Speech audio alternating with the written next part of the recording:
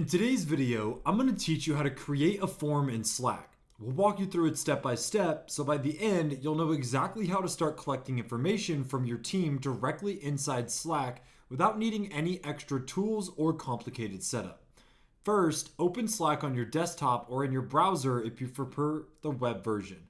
Make sure you're in the correct workspace where you want the form to live. Once you're in, look for the form's app or section. Depending on your setup, this might appear in the sidebar under Apps, or it could be accessible through a channel where the Forms app has already been added. Go ahead and click on Forms to open it. When the Forms interface loads, you'll see an option to create something new. Click on Create Form. This is where the form building process officially begins. You're usually taken to a setup screen where you can define the structure and content of your form.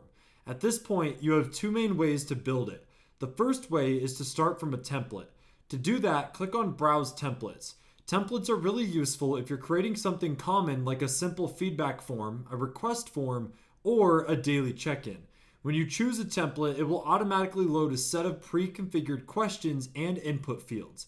You can then adjust the wording, add or remove questions, and tailor it to your specific use case. This saves time and helps you follow a structure that's already been tested. The second option is to build your form from scratch. Instead of browsing templates, click on Add Input. This lets you manually add each field one by one. For example, you might start with a short text field or someone's name, a longer paragraph field for feedback or details, or a drop-down list for selecting a category or priority.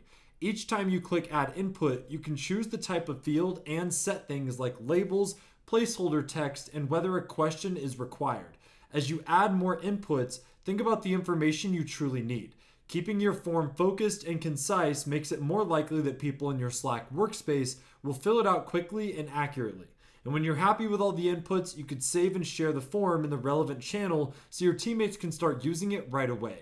Thank you for watching. If you found this video helpful, make sure to drop a like and check out our other tutorials.